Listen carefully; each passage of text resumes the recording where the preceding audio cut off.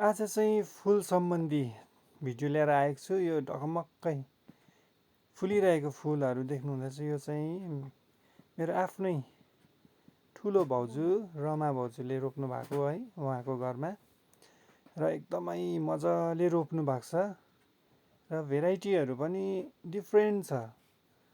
तर म फुलको त्यति भेराइटीहरूको नाम त थाहा छैन। यो आस्टरहरू देख्नुहुँदैछ तपाईँहरूले है, एकदमै राम्रोसँग फुलेको छ यो फुलहरू। अन्त हेर्नुहोस्, एकदमै यो थुप्रो प्रकारको, यो चाहिँ भुइँदेखि एकदम लटोराम्मै फुलेको छ माथिसम्म, साह्रै मजाले फुलाउनु भएको छ। र यो थुप्रो जातको फुलहरू छ, स्टक भन्छ यसलाई। यो पनि एकदम राम्रोसँग फुलिरहेको छ, यो देख्नुहुँदैछ तपाईँहरूले।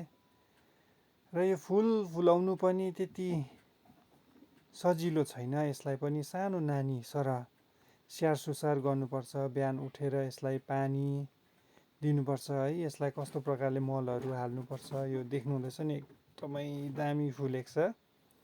र प्लान्टहरूको पनि डिफ्रेन्ट भेराइटी छ। मैले भन्दै थिएँ नानी सरह यसलाई स्याहार्नुपर्छ, नानीलाई पनि हुर्काउनु कति कठिन हुन्छ, र यसलाई पनि हुर्काउनु एकदमै कठिन हुन्छ। मल पानीहरू समयमा हेर्नु पर्यो, किराहरू लाग्छ है। यसलाई धेरै याद गरेर जब यो फुल्छ त्यति बेला चाहिँ एकदम हामीलाई पनि मनमा धेरै खुसी लाग्छ यसले फुलेको देख्दा। यो क्याक्टसहरू हेर्नुहोस्, यो क्याक्टस, यो डिफ्रेन्ट टाइपको प्लान्टहरू पनि छ है। यो घरमा राख्नुको लागि एकदमै उचित हुन्छ। र यो लालुपातेहरू हेर्नुहोस्, एकदमै मजाले फुलिरहेको छ।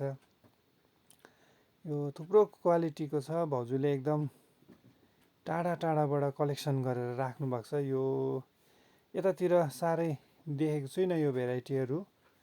र यो एकदमै मजाले रोप्नु भएको छ, यसलाई मल पानी मिलाएर।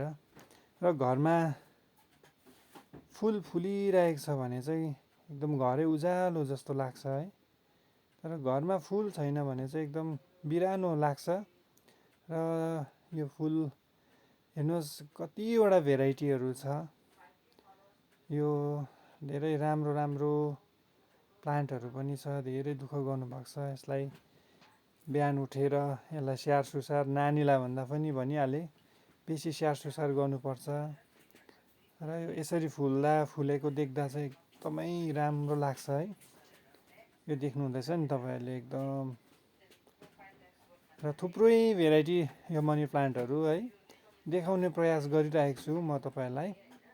र यस्तो हेर्दै जति पनि फुल प्रेमीहरू हुनुहुन्छ भने तपाईँहरूले त धेरै चिन्नुभयो होला यो कुन कुन भेराइटीहरू हो। यसो कमेन्टमा लेख्नु होला है।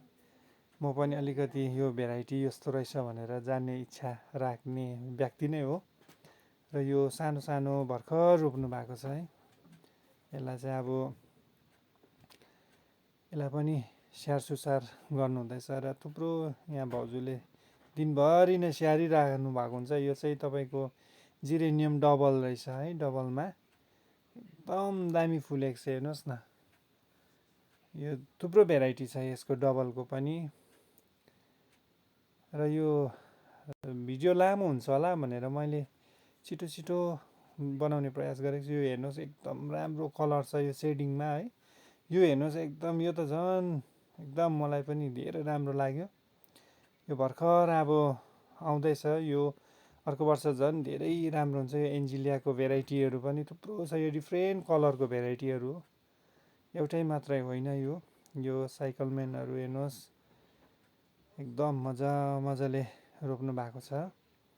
यो घरभित्र राख्नुको लागि पनि एकदम, यो अर्किडहरू हेर्नुहोस् अहिले पनि फुलिरहेको छ है। यो थुप्रो, यो तपाईँको धुप्पीको भेराइटीहरू पनि थुप्रै छ। यो ह्याङ्गिङ प्लान्टहरू हेर्नुहोस्, एकदमै राम्रो छ है। थुप्रो भेराइटी नै छ यो पनि। र भाउजूले यो सयपत्री भाउजूले रोप्नु भएको त बेसी भएको छैन, तर पनि धेरै मात्रामा चाहिँ भेराइटीहरू कलेक्सन गरिसक्नु भएको छ। र यो सबै देख्नुहुँदैछ नि, यो सबै हो। र यो चाहिँ एक ठाउँको खालि दृश्य है, अर्को ठाउँको त डल्लै नै छ। र यो कटिङहरू पनि राख्नुभएको छ गदावरीको है। यो भनिहालेँ धुप्पीको भेराइटीहरू र यो तपाईँलाई भित्रको है, यो चाहिँ घरमा भित्र राख्नु भएको छ। यो प्लान्टहरू पनि धेरै नै राम्रो छ है। हेर्नुहोस् है, यो भिडियो धेरै लामो छ तर फुल प्रेमीहरूको लागि चाहिँ एकदमै मनमोहक छ र यो घरमा राख्नुको लागि पनि सजाउनुको लागि पनि एकदमै राम्रो हुन्छ। यो घरमा मान्छेले प्लास्टिकको सजाउनुहुन्छ तर हाम्रो भाउजूले चाहिँ एकदम नेचरल है, आफैले हुर्काएको यो प्लान्टहरू राख्नुभएको छ र यो पनि एकदमै राम्रो लागेको छ मलाई पनि। यो थुप्रो भेराइटीहरू छ। यसरी नै तपाईँहरूको समक्षमा रोचक यस्तो राम्रो राम्रो भिडियोहरू ल्याएर आउने प्रयास गर्नेछु र हेर्दै गर्नुहोला मेरो भिडियोहरू।